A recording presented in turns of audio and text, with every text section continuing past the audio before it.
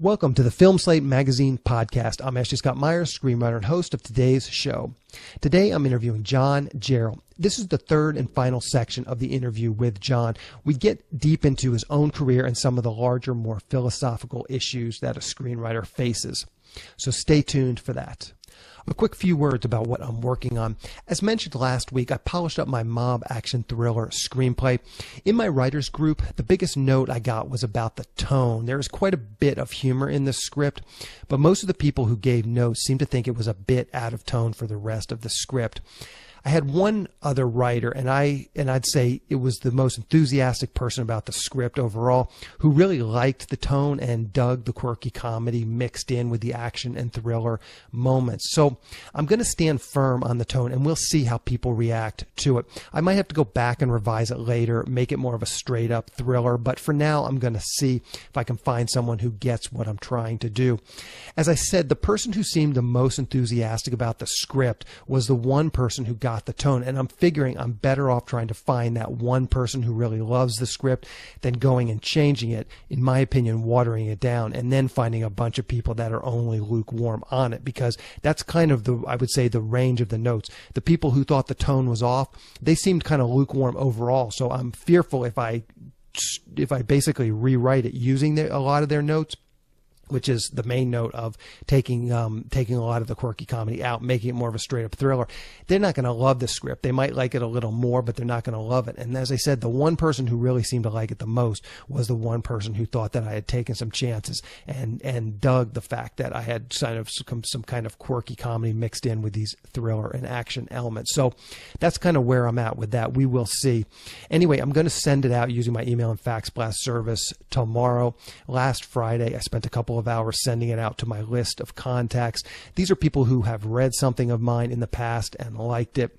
I think I probably have around 30 people in this list, and probably a third of them agreed to read this new screenplay. It seems like a pretty decent average. It's also a good way to just touch base with various producers who I haven't been in contact with. I mean, for instance, I've optioned a script to a few of these people. I haven't heard from them in months. So this is a good way just to touch base. Hey, how's it going with the current project? By the way, I just finished a new script. Maybe you'd like to read it.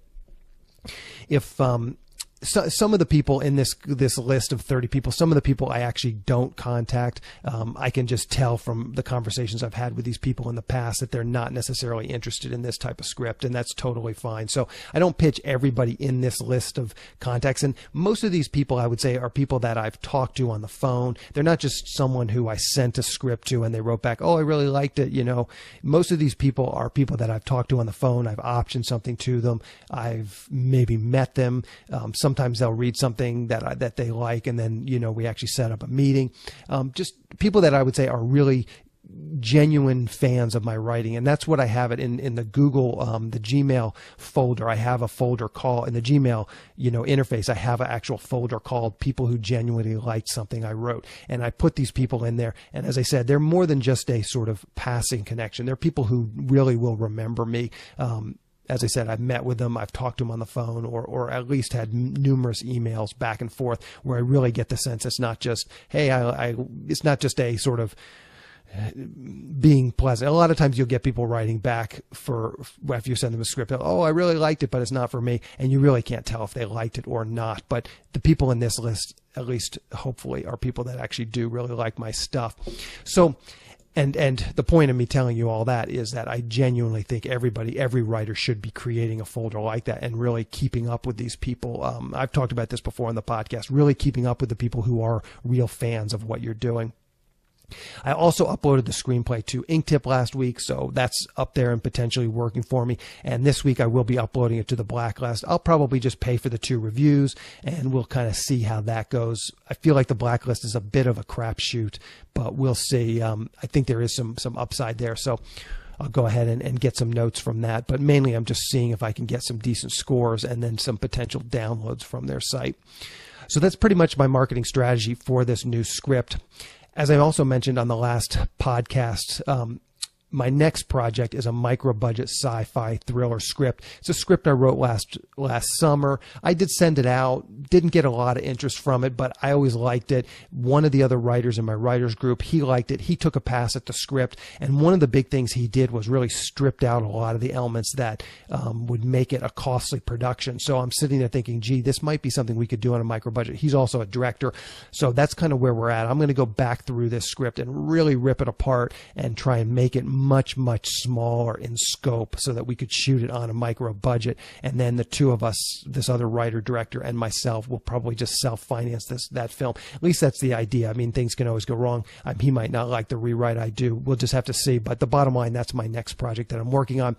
We went and looked at a location out past Palmdale, kind of a deserty, woodsy kind of a thing on the sort of the base of the Los Angeles National Forest mountains up towards Palmdale. The location looked good, so I'm going to rewrite it with that in mind and try and really just tighten this thing up and make it so that there's really minimal special effects, minimal. There was some makeup effects in the others. There was some sort of half animal, half human creatures. I'm eliminating a lot of that, just making it much more of a straight up sci-fi thriller. As I said, anything that I can remove anything that's costly, I'm going to have to remove and just try and get creative to patch the story together without some of those costly effects and costly scenes. So that's what I'm working on now. So now let's go ahead and get into the main segment. Today I'm interviewing John Jarrell. This is the third and final section of my interview with him. You can find the other two episodes on my website. It's episodes number 67 and 69. I will link to those in the show notes. You should be fine to listen to this if you haven't listened to the other episodes. I've tried to break up the interview into logical sections, so there's nothing that's really carrying on from the previous episodes. If you like this episode, I definitely encourage you to go back and look at episode 67 and 69, but you definitely don't need to listen to those before listening to this. Also, we do reference John's book, which is coming out or is actually already out. It's called Tough Love Screenwriting, and we talk about that a little bit at the end of this interview. I read it before this interview, and a lot of the questions were kind of derived from that to expand on some of the stuff that he talks about in the interview. So again, if you have time, it's not imperative that you read the book before listening to the interview, but I highly recommend the book, and if you do have a chance to read the book, it will add a bit of context to the interview. Anyway, here is the interview. Okay, so let's move in. This is kind of a broad question. I'd say even more philosophical than screenwriting. I've talked about this with a few other people on the show. What's your take on nature versus nurture? I mean, especially now you're teaching a class, you're seeing a lot of newer writers. How much God-given talent does someone need versus, work ethic? That's interesting. Where is that mix? Right, so if we're talking talent versus work ethic, I think I would opt for work ethic every time, because really, what you experience is, how many people do you know that say they've written a script or they're writing a script, but they never really finish it, or it never really quite gets there? Work ethic, you just can't underestimate the value of work ethic. In fact, it helps, I was going to say inferior writers, let's just say less talented writers, to reach ridiculous heights. I'm not going to name drop, believe me, we could spend half an hour doing that, but sometimes just getting it done is more than half the battle. So there's a lot of people, I think Raymond Chandler had a line at one point about every day we slaughter our finest impulses. And it's true, it's like the smart guy can blow his own feet off by overthinking it. There's something to be said for, hey man, let's just put our head down and go to work and get this thing done. So I think talent's awesome, and I really do believe you need a certain modicum of talent, but I don't think not being the most talented, in screenwriting, I don't think not being the most talented guy doesn't mean you can't be very, very successful. It's that line from Tin Cup. Sometimes par is good enough to win, and I think screenwriting is a great example of that. Too much talent, no work ethic means nothing. It's interesting too, because people have asked me this, and I really feel like at a certain level, you either have a talent for something or you don't. In other words, Michael Jordan had a certain God-given talent. Now he had to bust his ass, work it, play basketball a million hours, get kicked off the JV team to get him fired up. So there's a path there, but the Malcolm Gladwell 10,000 hour rule times 10 more. There is a certain God-given talent. I could have spent the same amount of time at basketball Michael Jordan did. I'm not going to be MJ. Trust me on that, okay? So I really do think some people have a natural aptitude for writing, and some people just don't. Is that a good thing, a bad thing? I don't know. I think, on the one hand, I think if you have even the slightest bit of talent and interest for it, go for it, man. Fuck, go for it. On the other hand, and I mentioned this in the book, I do see a lot of people where it's 5 years later, it's 10 years later, and you feel like maybe they're just going down the wrong road. Not to discourage any writer out there, but I know you can kind of empathize that. Like, there's some people that just don't get it, and it's not natural to them, it's not instinctive, and through the learning process, they haven't improved. I would never discourage anyone from trying to chase their dream exactly like I did. I will say there is a point at which we need to ask ourselves, am I any good at this? Am I making progress? It's much easier to point to actors. Is there anything sadder than a 40-year-old woman getting new headshots with a Hello Kitty shirt on? It gets sad, it gets grim. I feel that way about some writers. Like, dude, you've been doing this so long. Charles Bukowski had the perfect quote for this, and it's really harsh, but Bukowski said, dedication without talent is useless. And I think to a certain degree, if you're not getting it, it's okay to move on, man. I mean, really, this is a weird thing about screenwriting, which is if we don't sell something, if we don't get a movie made, we feel like we failed. And Hollywood is a town that loves to make you feel like you failed. It's a place where it's competitive and it's snarky, and no one's really got your back. Maybe your representation, maybe your girlfriend, your wife, your husband, your parents, maybe, but it's kind of a solo shot. And so I think there is a point where everyone needs to gut check themselves and just ask objectively, am I any good at this? Is there a real chance? And dude, how hard is that?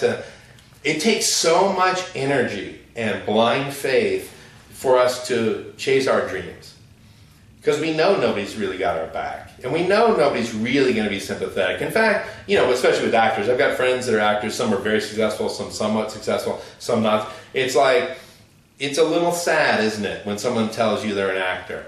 I know when I'm meeting women that are in their late 30s, 40s, they tell me they're an actress, I'm a little worried. Not to slam actresses, because you can say the same thing about screenwriters. When I hear a 45-year-old guy tell me that he's working on a new script and Summit's super pumped about it and this and that, and maybe Jackie Chan will do it, I feel like, I don't know, maybe you're just past it.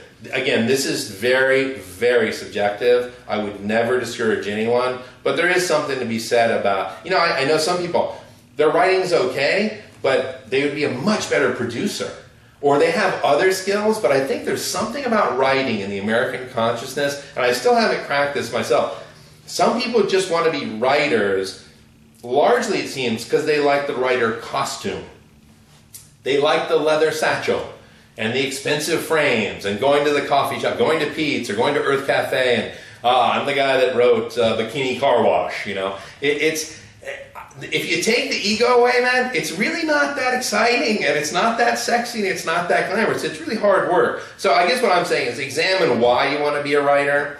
We were talking earlier. It does provide some highs that nothing else provides, man. It feels great to be able to share your creativity with a massive global audience. Best case scenario. That's awesome. Not many businesses give you that. I guess, what were you saying about, hour for hour, dollar for dollar, is it worth it? Yeah. It's an excellent question. I mean, sometimes if you had spent those thousands of hours on something else, you might have had a much happier life. I mean, this really comes down to the writer. I guess the key thing is you got to keep asking this question.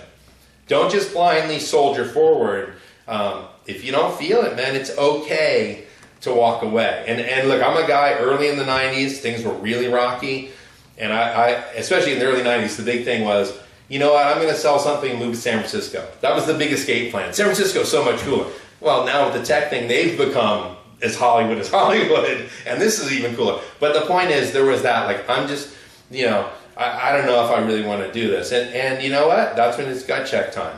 Do you want to do it? You're going to take a beating to keep doing it. But really feel good about it. If someone could have told me anything, I wish someone had just said to me, you know what, man?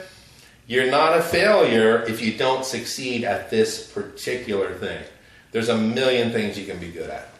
I hope that makes sense to whoever watches this. Yeah, no, absolutely. And one thing I get from, I get these sorts of questions running my blog, and one of the things that I always try to emphasize is that, it's a kind of a cliche, life is a journey, not, a destination. And I still feel like if you're spending time writing and you're enjoying the process, I recommend to people that they go out and do short films, because it's like in this day and age, for $100 you can do a great short film, and then you're like, that's awesome. you're getting, like, forget about if you ever make money in Hollywood or anywhere else. You're writing something, you're shooting something, and if you are enjoying that process, I don't see any reason to stop. I mean, my dad is into autocrossing. He spends, thousands of dollars on this little race car. And it's like, there's other hobbies. So, I mean, it's like, but he gets enjoyment out of it. So it's like, if you like writing and you like, the process of seeing your things filmed, I think that's a great thing. You just hit on a huge thing, which is what's fascinating is I have some students that, first of all, you're right, technologically, dude, when I first started getting into the business, it's like you had to pay for film and processing and all this crazy shit. With DV, man, you can make great looking shit cheap and fast. That's awesome. I think the key question you've hit on, though, is, are you enjoying it? Are you digging it? Obviously a lot of it's hard work, but do you really love it? Because, a question I always ask, first question I ask my new students is, if I told you could never make $1 writing screenplays ever, would you still do it? And what's interesting? Half the class said yes, half the class said no. So it's important that we're honest about this. Is this a vehicle to start your career and make money in a business that you enjoy, or would you do it purely for pleasure? Everyone's going to answer differently, but it's an important question, because the people out there making the shorts, I can guarantee they're having more fun than me in an average year locked into writing something commercial or something I'm hoping to sell. It's really liberating. This is what people understand. As a writer, you're almost completely divorced from filmmaking. They're two entirely different things. One is, I'll build the skeleton that other people can build a movie upon and hopefully help pay my rent. The other is, hey man, I'm going to go out there and make a fucking movie. And really, that's, if I could point to one thing, it would be that in terms of the enjoyment of filmmaking was left behind to pursue this. This is not filmmaking. This is screenwriting. And I have nothing but respect for people that are out there. Whether anyone sees their movie or not, man, I miss blowing stuff through the gate. I miss being wholly creative like that. It just wasn't meant to be for me personally, but you've hit on a huge thing, which is, dude, there is something to be said for actually just making the movie you want to make. Mm-hmm. One thing I will say on this, because many students have asked me, let's say you're going to shoot a short, and it's like a 40-minute or maybe even an hour short. That's a long short. My advice, go the full 85. If you have enough material to get an hour out of it, make it a feature that you can then sell. Even as a low budget, even if you sell it for 15 grand to the Sundance Channel, great. That 30 to 45 range, it's, you can find someplace, a festival to show it, maybe win an award. But if you think you can stretch it to a feature and do it, go for it, man, because then you're actually on the big board.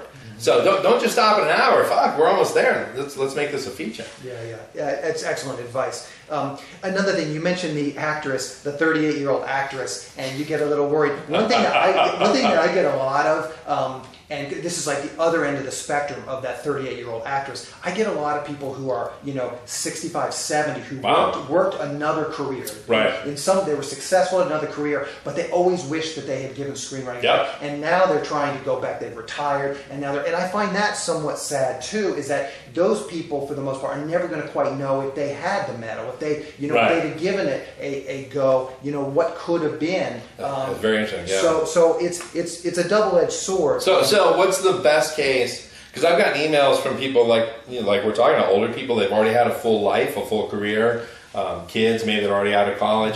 I think what the best case scenario is that their writing is actually good and they actually find their way through the maze and sell something or get something made and it happens. I guess so. What's the sad part of it, that they're just kind of noodling away? Well, I realize that a lot of these people will never make it because of their advanced age. Yes. Number one, when someone gets to that age, one big thing that I think a 65-year-old, not being 65 myself, but I can definitely, as I've gotten to my 40s, I can see that this is a big thing. You just don't have the salt and vinegar that you had when you were 25. And I can hear it in these people's emails when they're 65. It's like, okay, great, but it's not gonna. You're not gonna write one script and then just sell it. It's like it's gonna take the 7 years you spent. Yeah. You know, and so I know that these 65-year-olds, for the most part, they're never gonna make it. Not because they're not talented writers. No, sure. They don't have the gumption. They're most of them are well off. They're playing. They're happier than if they had done the screenwriting. Yeah, exactly. So no, it's an excellent point. I think really for that person, for the 65-year-old newbie screenwriter. I mean, I love the idea that they've already lived a full life and made money and they're comfortable, which takes a lot of pressure off. I think the bottom line is this. They're going to have to outperform with their writing. They're going to have to write something. Remember, when someone gets your script, they don't know how old you are. They just see your name, they start reading. So writing and what that project is going to be at a premium. The downside is in terms of networking and taking general stuff like that, their age is just going to be a massive disadvantage. I mean, I've already experienced it. I'm in my 40s. If people got aged out before, after the internet age, they're aged out even faster. Like 40 is the millennial 60.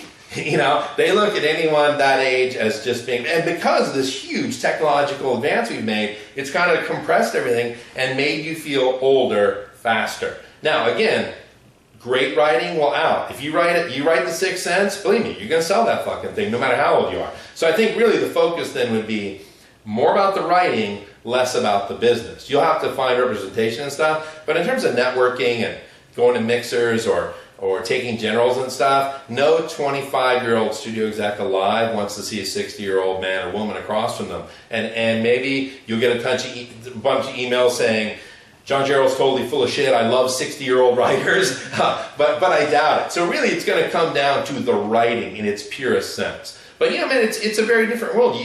Now you take meetings with people that don't even know certain film references, which is a little mind-boggling. Look, we all have a short-term memory, but again, the 10 years of the internet revolution has compressed that too. So, for example, I had a class, 12 students.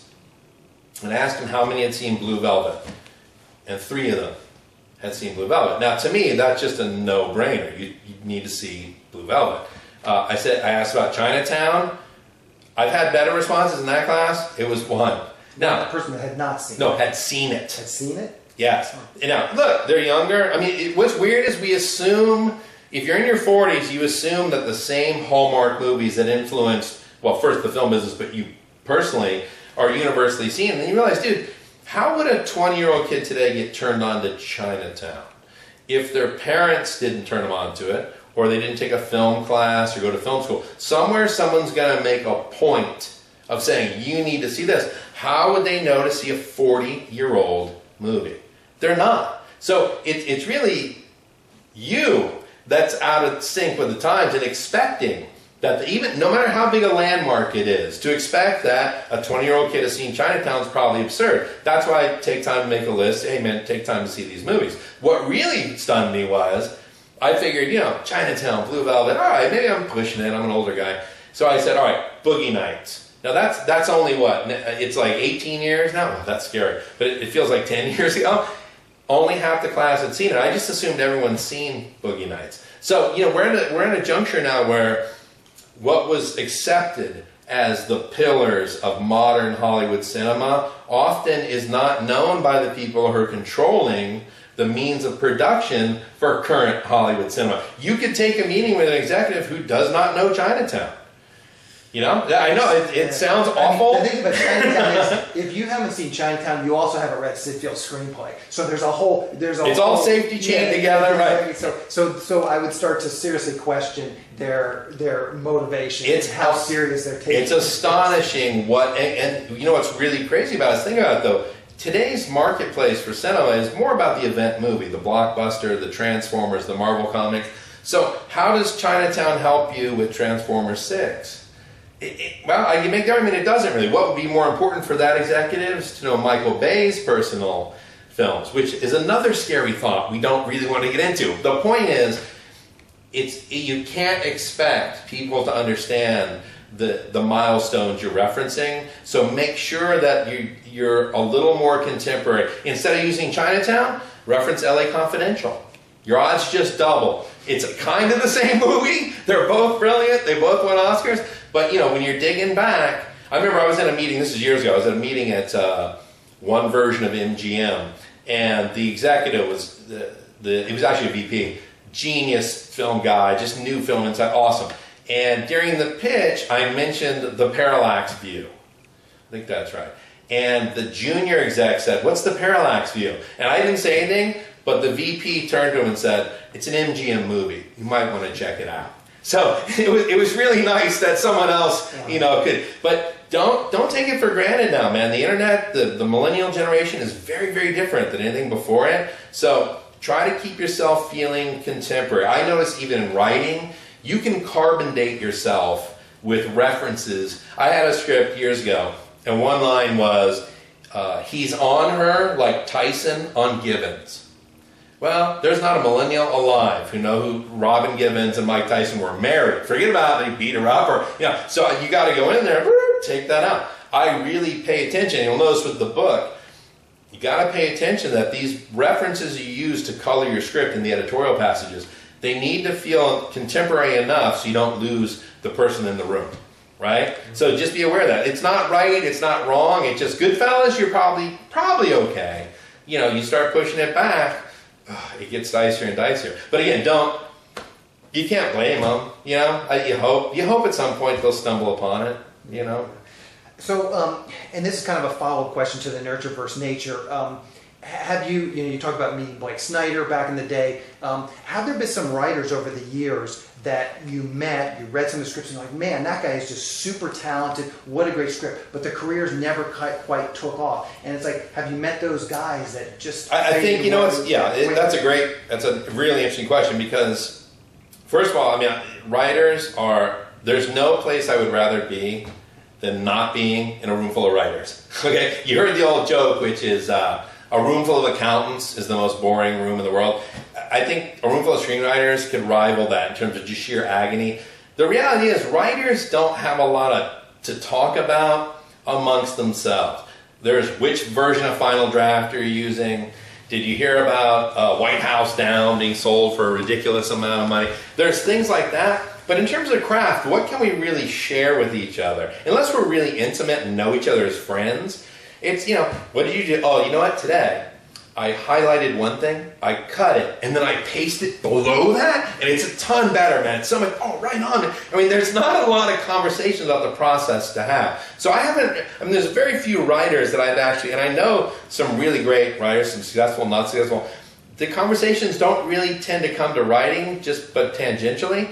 In terms of great writers and their careers, I mean, Andy Kevin Walker had a 10-year run where, I mean, I just could not get my hands on whatever he was writing fast enough. I mean, after Seven, which was his first script, which just makes you want to like chop your fingers off, and that's his first script. I mean, he wrote so much good stuff. 8mm was a spec that it was Seven dark. It was as dark as Seven. Unfortunately, it ended up in the hands of Joel Schumacher, and it's almost like Showgirls in a way. It's just laughably bad. But the script was like a modern version of Paul Schrader's Hardcore, and it was fucking fantastic to read. That was a real crime that movie turned out the way it did because it was so good on the page. But there's guys like that you take an active interest in and go, man, I want to read what this guy's doing. This shit is awesome.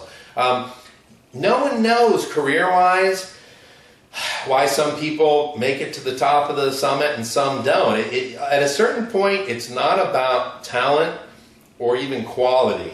The film gods kind of... a very successful actor I know said to me once, the thing about Hollywood is so much luck attends it all. And it's like there's learning your craft, hard work, positioning yourself to be in the right place at the right time with the right material. But then there's the other 40%, which is the film gods. And why a yes or a no is the answer. It's so completely capricious, dude. Why one movie star decides to do that movie instead of your movie. I wrote Hard Boiled 2 for John Woo. So I wrote a couple of movies for John and Terrence Chang, his partner. So we did Hard Boiled 2, super pumped about it. The company that was financed, everyone's super pumped, like this is great. I was super pumped. I'd spent a lot of time working on it. So they had a pay or play offer on Chow. Now remember, Chow's career had cooled off markedly. So they had a pay-or-play offer on his desk, $5 million for a month's work. Okay, his quote at that time was $1 million.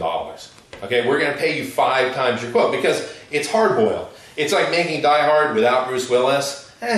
You know, so it's hard, but we need Chow Fat. So it took us years. We got the script together. We got the financing together. John and Terrence are on board to produce it. It's all good. They go to Chow. The company makes him a pay-or-play offer for $5 million. Now, I don't know if people watching this fully understand what pay-or-play is, but that means they're going to, if you sign, they give you the $5 million whether they make the movie or not. They're on the hook now. He literally had a $5 million offer for a month's work sitting on his agent at CAA's desk, and it sat there unsigned for 3 months. And just to be clear for the audience, the reason you do that is because then you can take that and actually get financing for your movie. So producers need those to get. Yeah, if you need a commitment from an actor to lock that, especially in today's marketplace. So you know, hey, we've got John Woo producing. Here's the script, and we got Chow Fat. We have Bruce Willis to do a Die Hard, right? So it remained unsigned, and this is what I'm talking about, the 40% where the film gods intervene. And like I said, they're capricious, and sometimes they're very cruel. So in this particular instance, we're all ready to go. We're super pumped. And there were some issues with Chow's wife, who's also his manager and somewhat of a co-producer, wanting to become a full producer on the project. Terrence and John not being super high on that. So while it's sitting there, now let's just think about it from a real life perspective. If either you or I has a pay or play, that means sign, money guaranteed, a pay or play offer, $5 million for a month's work, we're signing it right now. There's not, hey, I'll get it on Friday. It's now. We're signing it in real life. Just sitting there. 5 times his quote. She got into it. The discussions continued. She wanted to be made a producer. John and Terrence weren't into it. While that's all that's happening. Now, also remember, as a writer, you've written a draft that, I felt very confident about it, but it's been verified by the company. This is the movie they want to make. In other words, the suits have told you, yes, you wrote a script we want to make. It's not just you going, well, it's really good. This is good. We want to put money into it. That's the ultimate. So I'm like, this is awesome. It's going to be a great movie. I grew up with John Woo stuff. I met him in 1990, 91. It was a huge thing for me. To be working with John 10 years later on Hardboiled 2 for a screenwriter, it was a dream come true. So while all this is happening, they're dragging their feet. The company went to Berlin and later Cannes to start working on pre-selling the movie, figuring, Chow was imminent. And what happened is they found that Chow was so cold at that point because he had done a number of movies like Bulletproof Monk that had not performed well. And nowadays, the business is numbers oriented. So Chow Fat, suddenly very cold, to the point at which several companies, now, back in the day, you just said, we're doing Hardboiled 2 with Chow Fat, and they gave you money. Now these guys, foreign sales guys, they want to read the scripts. So you're like, what? So now the foreign sales guys read the script, giving you notes. They gave the draft to buyers, and the buyers said, to a man, you know what? This is a really great idea for a sequel to Hardboiled. We love it. Can we do it without Chow Fat? He was so cold by that point that he was hurting the movie. To me, that was a mind blow. It's like, dude, it's Chow Fat. It's John. It's. So what happened is the company came back and realized, dude, we can't pay him $5 million. If he had signed it, they would have had to pay him anyway. My movie would have been made. I think it would have done pretty well. They dragged their feet. They went to Berlin. Word is Chow's name isn't worth what it used to be. And they pulled the offer, and the movie didn't get made. So how much of that? I did my part, man. As a screenwriter, I knocked myself out making Hardboiled 2, a kick-ass movie that across the board, it was like, we love this. Chow read it, loved it. It doesn't get any better than, by the way, think of the... Everybody liked it up and down. Everybody likes it. Plus... And it still didn't get made. Right. Plus, you're thinking, dude, in like 1991, I sat at the New Art Theater and I saw John Woo introduce The Killer and Hardboiled, and he talked about it. And so as a young screenwriting pup, you're like, wow, John Woo.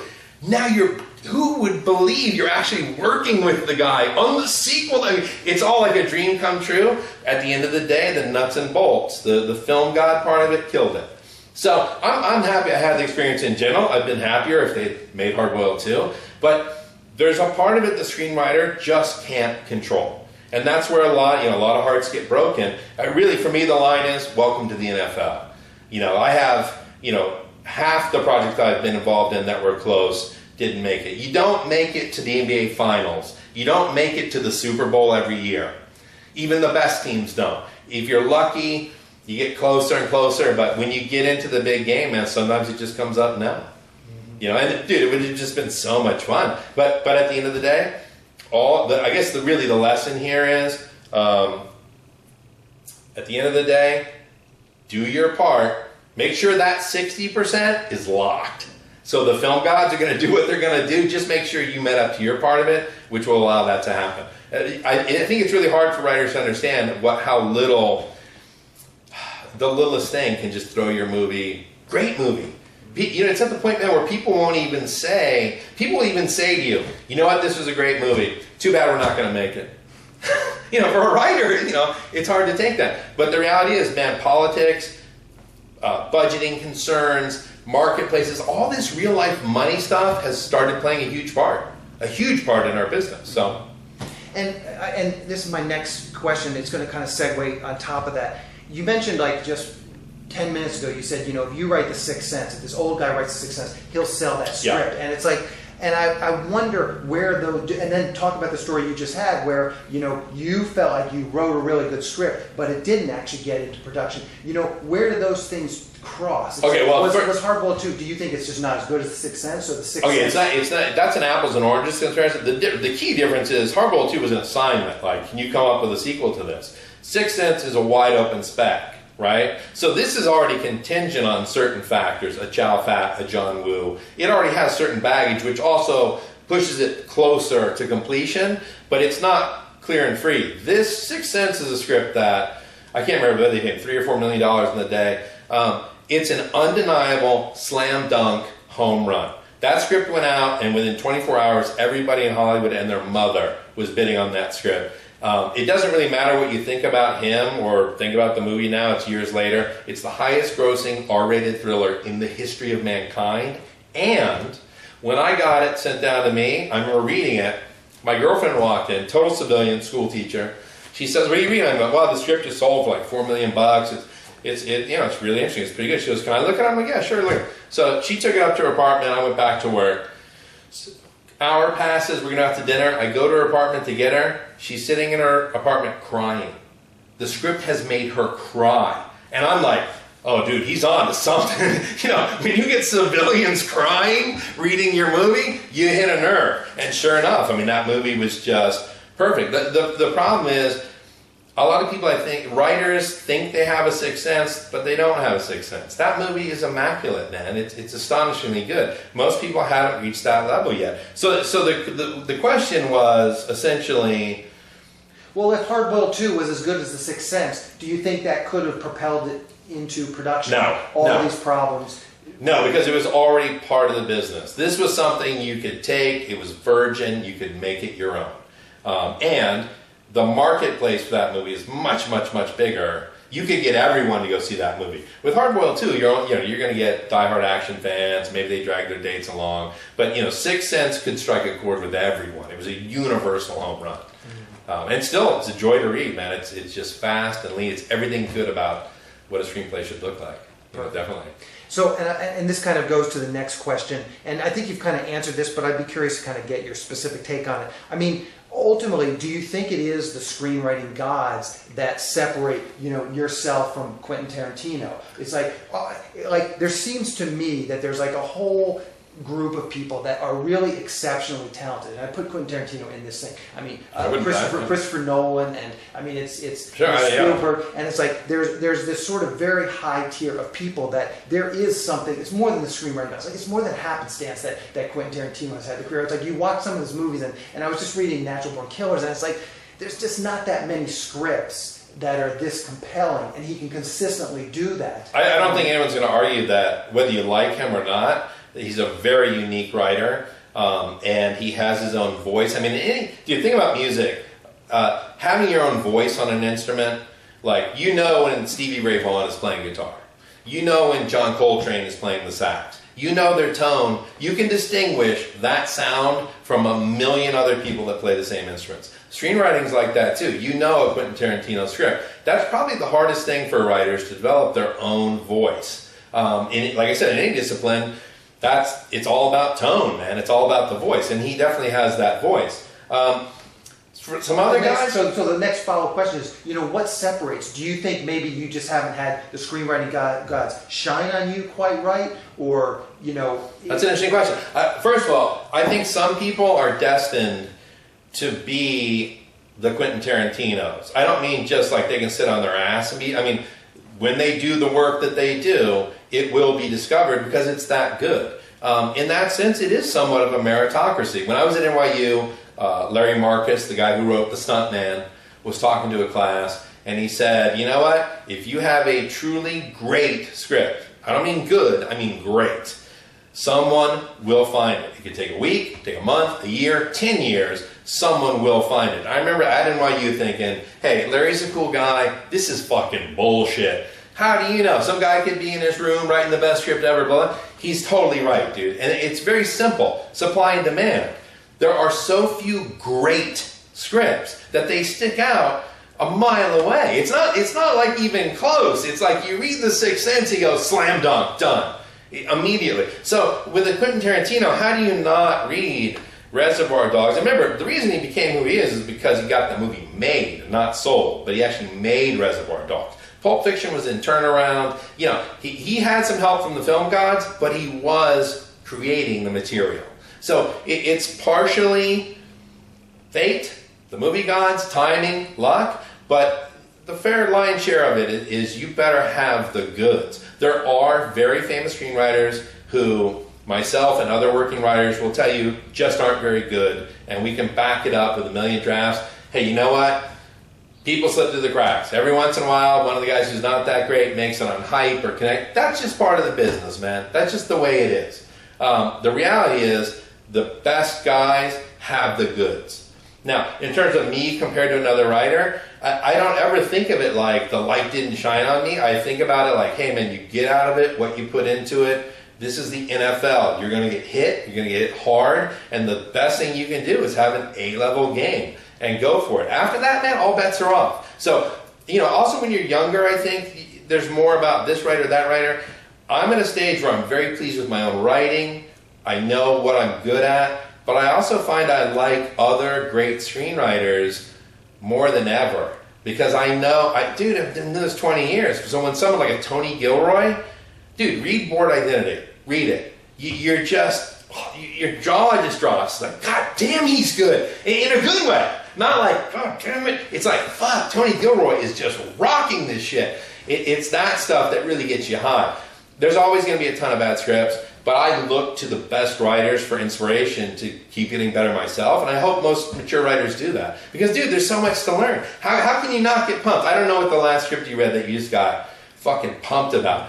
But sometimes Source Code, I read, people have been recommending that. It's, good script? Yeah. It's much better than the movie, I would say, too. Something about the movie just didn't quite get there. It was okay, but it wasn't great. But the script, I thought, was really... Right. And when you refer to those scripts, man, it reminds you why you wanted to do this shit in the first place. That if I'm ever lacking in inspiration, I'll revisit certain scripts and just go, fuck, yeah. I mean, Seven is a script. Andy Kevin Walker's first draft of Seven, you read it and you just go... That's it. That's why I've done this for 2 decades. That's why I take the beatings that I take. That's why I remain, positive and passionate about doing this, because it's still possible to do that. Mm-hmm. I think really what makes writers bitter and turns them into haters is when people that aren't necessarily very good are rewarded disproportionately for their average work. I think that's, look, how can you not feel bad when you've read this back? And you're like, really? $3 million for this? And you realize it's not just the script, it's relationships. This writer already had a gig with that studio. They were looking for precisely this kind of project. The agent has a relationship with the VP. It's not just that script, but it hurts, it stings. You're like, dude, why? How come they're rewarding mediocrity? Every writer feels that at some point. Mm-hmm. To those people, like myself, I would say, yeah, but but you can always find the Birdman out there that puts any of that shit to rest. Are you writing Birdman? If not, shut the fuck up, go back in your cave and write a great script, really? And then, look, let's face it, as writers, these are hard questions. We don't want to ask, do you want to ask yourself every day, am I writing the very best shit that I can? It's a tough fucking question because it's hard. So, less hating.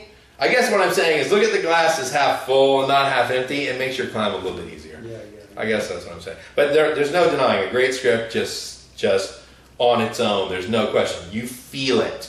Like any great movie, you start reading and you're in good hands from page one. And you're not putting this fucking script down. That's the standard we're being held to. Okay, so my next question. I once saw an interview with a bunch of very seasoned U.S. senators and congressmen, and the reporter asked them, now that you're in Washington, what surprises you about, being a congressman? And the response they gave was they were just absolutely bowled over by how much time they had to spend fundraising. It was like, 3 out of every 5 days was fundraising. And I wonder, I'll throw that to you, as someone who's moving to Hollywood 20 years ago, stars in their eyes, screenwriting is going to be awesome. Are there some things that surprise you now that you've actually had a successful career? Things that surprise me. That's a really interesting question. I don't know if it's so much surprise at this point. And, a lot of the surprises are in the book so that people can understand the surprises that they're going to encounter. I think really, for me, if you're lucky enough to build a career in this business and stay in it, when I first got into the WGA in the early 90s, I got a form letter from them. And basically, I don't know if they still send this out, but basically what the letter said was, hey, congrats on joining the Writers Guild. Just know that only 1 out of 10,000 people ever sell or option anything again. And, basically it was kind of saying, thanks. Good stuff. We don't count on seeing you this time next year. And I remember reading it, going, what the fuck? What is this? But sadly, I saved everything. Sadly, I didn't save the letter. But what you realize later is, hey man, they're just telling you the truth. Like, not everyone's going to make it for the long haul.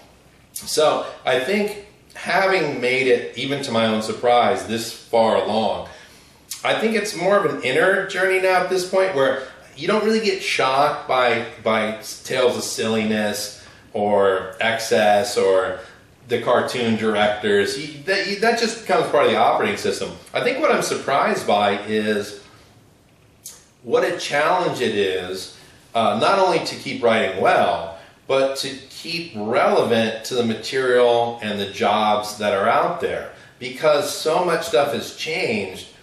I mean, if you think about movies, even the technology, I was watching Fight Club for the millionth time. And when they, remember they go on this thing where they have to do random acts of violence. There's an Apple computer store window. They didn't have the Apple store then, it was a computer store. And the monitors are all like 90s CRT monitors. And I was like, dude, that was only like yesterday. That was like 99, 2000. It's getting technology and the perspective, the worldview that comes with today's technology into your work, so it doesn't feel dated. So you're not relying on old tropes from back in the day. You have to deal with shit now, like cell phones and everyone has a cell phone. Well, why can't they call the cops? He's got a fucking cell phone or a sat phone, right? It's like, oh, I guess they could. So in a way, it's made it harder to compartmentalize and hotbox elements of your script. But also, there's just a reference. I'm trying to think of a good example for you, but people are tech savvy. Even the least tech savvy person is tech savvy. So blowing stuff by people you might have gotten away with before, not so much anymore. You really have to think things through. And you really have to think through what the common zeitgeist is for perceiving stuff in terms of movies and what's considered. I mean, I'm a story nut, I'm a structure nut. I see a lot of movies where it doesn't seem to be a concern on the story front. But then you realize, like, well, the movie is what it is. It's what they were shooting for. Not every movie's going to be American Beauty. It's not going to happen. So really, the thing I notice more is, wow, it's really a challenge to have an A game in what's essentially now a different era. Before, man, you could go 20 years, and there were no seismic shifts. We just happened to go through the most intense period of technological change in the history of mankind. over that decade. That's no small thing, man. And you see it in the scripts. And a lot of stuff you see now, I think there's also an over-reliance on tech. Everything's on a computer screen. If there's one thing I hate to see, it's a movie where they're looking at computer screens. Sometimes you don't have a choice. Interestingly, on House of Cards, the way they do text messages was really smart. You know, they make it look like an iPhone when it pops up on the screen. But, you know, how do we write movies that are essentially taking place on computers but not have them take place on computers? This is the kind of stuff you have to add to your bag of tricks so that you make it a movie. I guess that's what really surprises me. Is like, wow, so much stuff changed so unexpectedly. How do we make this feel right and contemporary and use the right tech terms? Like Snapchat may be cool today, it may be gone tomorrow, in the same way that MySpace was cool. I mean, shit is just moving so quickly. For the writer, I think you really got to keep up with, even if you don't dig it, even if you're not into whatever the millennials are into, you got to have a working knowledge of it. So you need to know what Snapchat is and why it works the way it works. You need to know that Kim Kardashian has a huge butt, or that Kanye's an idiot, or you know, you need to know these things so that you can reference things that are contemporary in your characters, in your descriptions, that, you know what, this wasn't important before. You know, it's number one thing I notice with students is regurgitation, and I'm not exempt from this. We've had so many thousands of hours of movies and television drummed into us over our lifespan that we unconsciously regurgitate a lot of stock stuff. And, you know, there's a whole section in the book about stock lines. Does a bear shit in the woods? You know, Chico, the man's come, the Colombian drug lord, the black police lieutenant screaming at his con. You know, it's like there's certain just cliches that have been beaten into the earth. One reason they've been beaten into the earth? Well, because they kind of work. So yeah, lesser movies will keep using that. Our job then is to freshen, sweeten, flip that stuff at every opportunity so it doesn't feel stock. But it's hard, man. Even veteran writers, it's hard not to just go to the obvious answer, right? I saw something online. They said, you know what the most, I'm sure their study wasn't the most scientific, but it was, what's the most said line in the history of Hollywood cinema? What line has been said more times than any other line? This will be interesting. What do you think? I think you had it in your book, and I think you mentioned in your book, and I don't remember now. We got to get out of here. Okay. Not high art. Not. This isn't. But when you think about it, dude, sometimes there's no other way to say it. We got to get out of here, right? So it's this push-pull between what's going to just work and trying to be fresh at every turn. I think a lot of writers lose sight of that. I know I got off the question. Yeah. But try to just freshen it up, man. Make it feel fresh. Sure. This is a question I get a lot. You're someone who moved from another location to Los Angeles, so I'll just get your quick take on this. If someone is going to, the first question is, do you think it's valuable that someone moves to Los Angeles if they want to be a screenwriter? I get a lot of people, they've got families, they've got kids, and they're like, you know, suppose I live in Arizona, is that close enough? Suppose I live in Santa Barbara, is that close enough? It's like, you know, it's like, you know, but what is your take on? Well, what do you think? What's your take on it? I tell them everything is a percentage. Everything is increasing your odds, and by living in Wisconsin, you're making your odds already incredibly small to begin with. Right. You're making them even smaller. There's always going to be people that do succeed from these outside areas, but if you want to be serious about it, just moving to Los Angeles. I mean, just things like this. I live close. We can get together. I'm in a writer's group. The quality of those writers in the writers group is so high compared to if you're in Wisconsin. You're not going to be able to find a dozen decent writers in the middle of Wisconsin. We have actors come in and they read the scripts. You're not going to be able to find, you know, a dozen decent actors in the middle of Wisconsin. So there's just all these sorts of very subtle advantages to being. I think you're spot on. I think really the key thing is, for me, I need to be able to get in my car and get in a room on an hour's notice at any time. I got the job for Man with the Iron Fist 2 with the wonderful hot pink lettering on the one sheet that everyone's going to love. I had to be able to drive to Universal, meet the guys, and sell them on it now. So, number one, if you're trying to get work, again, this assumes that you've advanced to the point you're actually in the hunt, but you got to be able to get in a room, whether you're an unknown, a working writer. You've got to be able to meet someone on the occasion, that face-to-face. And by the way, face-to-face is less and less. I mean, back in the day, you always went in the room to meet people. It's less and less, but you got to be able to do that. Two, along the lines of what you're saying about the high-quality people. When I lived in New York City, there was a op-ed page in the New York Times, And I don't even remember what it was about, but there was one killer line. It said, New York is a city of finalists.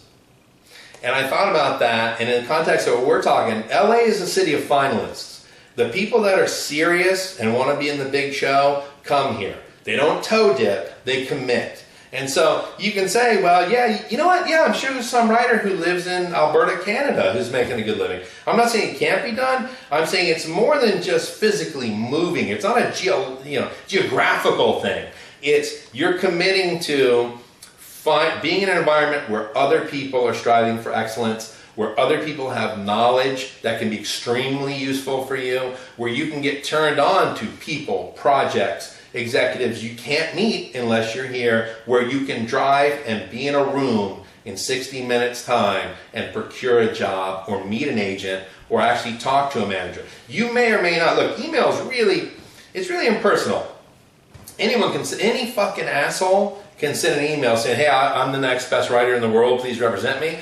The difference is when you go into a room, I want you to think about this, when you go into a room, it all lives or dies, whether it's a pitch meeting or looking for representation. You have to sell yourself in that room. They'll get a great sense of who you are in that room. You can't do that on Skype. Yeah, they see your face, but it's the energy in the room. So if you're unable to get in the room, whether, like I said, whether it's a new manager, a job, whatever, you're probably knocked your odds down 80%. I'm just saying that roughly. Mm-hmm. Because at the end of the day, it's people. It's artists, it's writers, commercial artists, executives.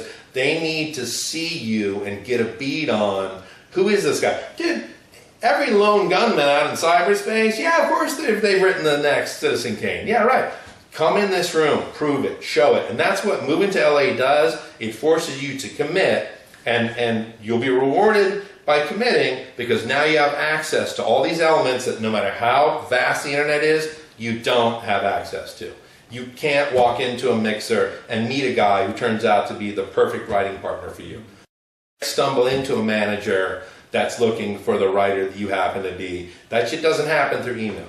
And all these things you're talking about early in your career, meeting that director, meeting that guy who knew those Israel people, it's like Israeli people, all those sorts of things are not going to happen. And luckily there was no internet, so you had to go all in.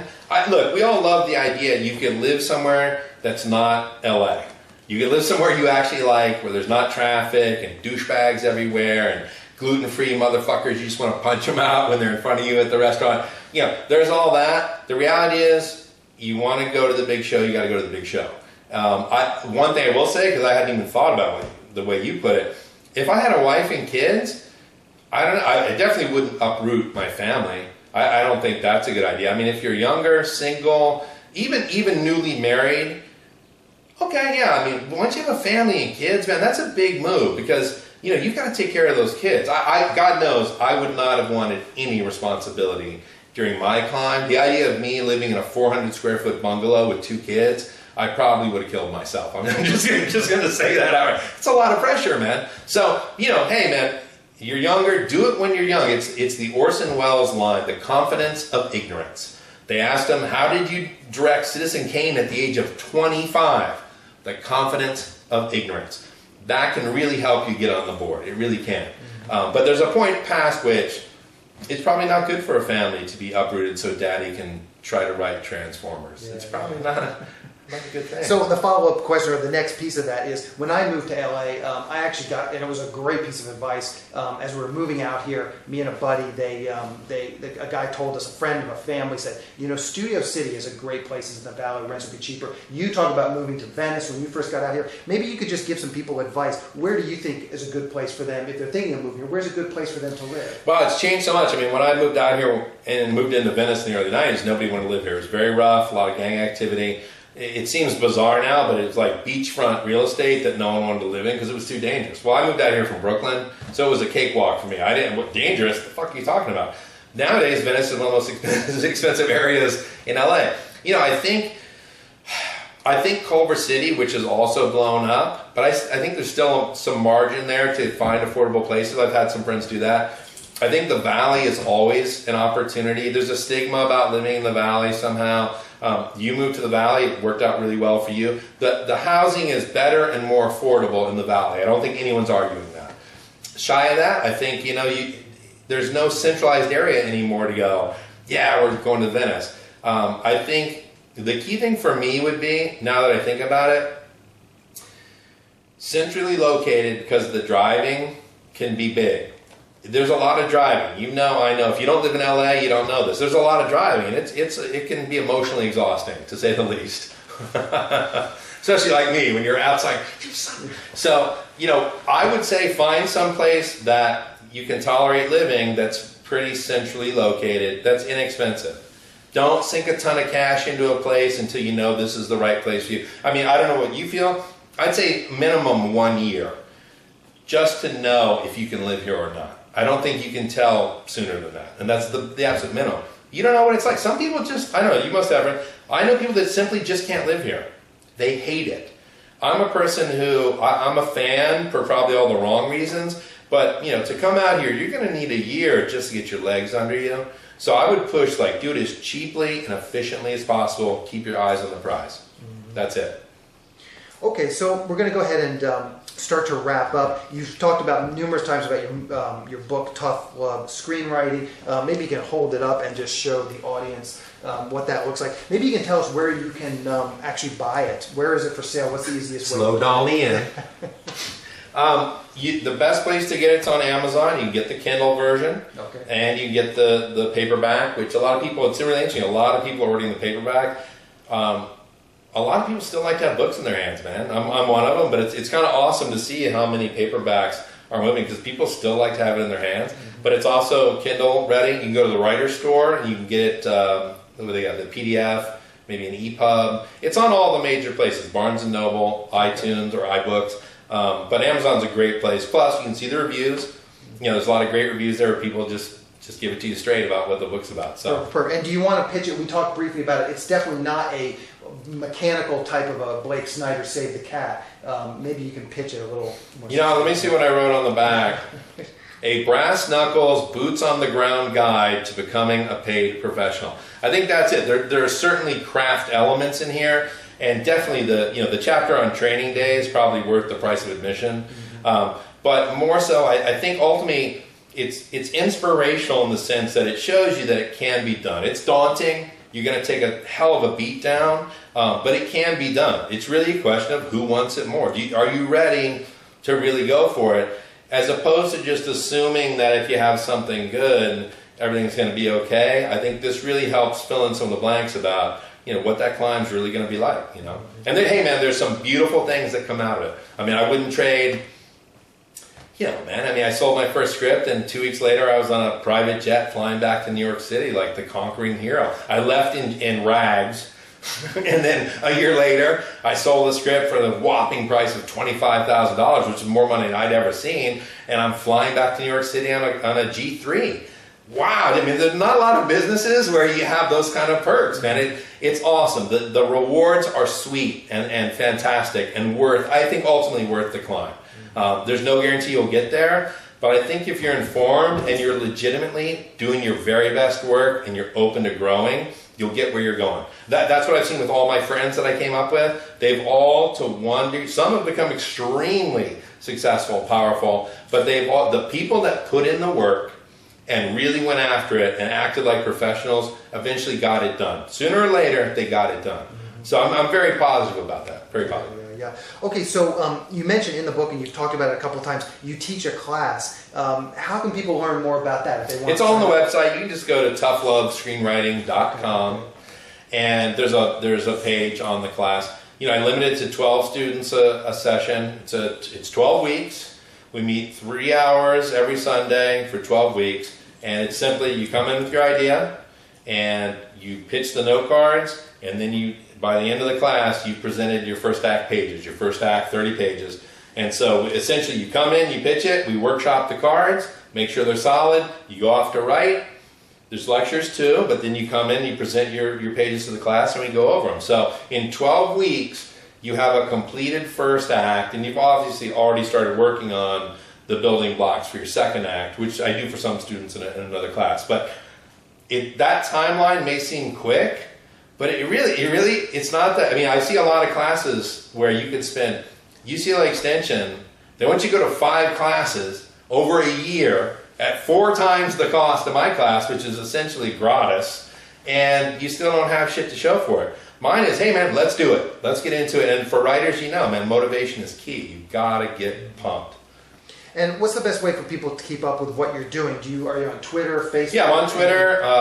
I'm on Facebook. I will link to all this in the show notes. And his got a Twitter page. Handle? TLS Screenwriting. So it's TLS, and then the S starts the word screenwriting. I just got that set up with the help of a friend, by the way. I'm learning about it. But even when I first started the book, I'm like, fuck Twitter. Fuck you, and it's like, actually, no, it's a good tool. You want to learn about that, Grandpa, so it's good. But there's plenty of ways to reach me. I always take people's emails. Like I said, I get emails from people all over the country, which is awesome. A lot of them ask me questions they can't find the answer to. I'm very accessible. The whole key to this is that at the end of the day, I'm no different than any other writer out there. I may have had a movie produced and you didn't. I may have made more money, you did. Writers are writers, man. And in my class is about people as peers, not, master slave. Wide open, very accessible, and really just like helping other writers at the end of the day. Well, John, this has been a great interview. I really appreciate it. Yeah, cheers. You've been very generous with your time. This has gone way over, but I really appreciate it. I've learned a lot, so I know other people will learn. Right on. I appreciate it, man. Thank you. A quick plug for my email and fax blast service. I'm running a special right now where you can purchase 1/3 of the blast for a little more than $50. The total list is around 6,000 contacts. So this first 1/3 is about 2,000 contacts. So it's still a pretty good sized list of producers. I've done this just to lower the barrier to entry so that people can check out the blast service without having to invest a whole lot of money up front. The one thing that hasn't changed, I still require that you join SYS Select, which at this time is just $24.99 per month. The reason I require this as part of the process is that I'm going to personally look at your logline and query letter and help you make them as good as possible. This is really for everyone's benefit. It's going to help you because you're going to get a better response from your query letter, and it's going to help the producers because I'm not going to let half-baked query letters go through my system. So the producers on the receiving end of this will hopefully be more impressed with what they're getting. So the 1/3 the blast plus 1 month of SYS Select is just $78, and it's a blast to more than 2,000 industry producers. So it's really never going to get any cheaper than that. So if you've ever wanted to try this service out, now is the time. Go to www.sellingyourscreenplay.com/blast to learn more about it. In the next episode of the podcast, I'm going to be interviewing Corey Mandel. I did an interview with him before. It's episode number 49. And in this coming up episode, we dig deeper into a lot of the things that we talked about in the original episode. So if you have a moment, definitely go back and check out episode number 49. It will give you a lot of context to what we're discussing because a lot of the questions are kind of things. After I interviewed him in episode 49, I had a lot of follow-up questions. I got follow-up questions from other listeners. And then I went back and I really dug into a lot of the things from episode 49, really expanded on a lot of the things he said. So I do think if you have time, go back, check out episode 49, and then next week, keep an eye out because that episode is going to be coming out.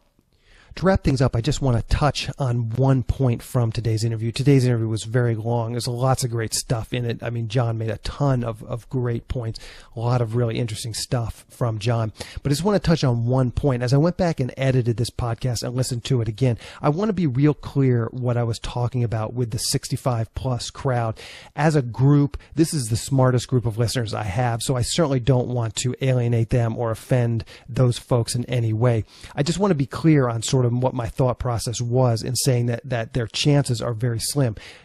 There's all this stuff that John talked about in his early career, and a lot of it was talked about in the first interview that I did with him, episode number 67. But, you know, those 7 years of struggle that John had, most people that get to the point where they've been successful at another career and they're 65 years old, they have grandkids, they have life, they play golf, they go and do any number of other hobbies and things that they enjoy.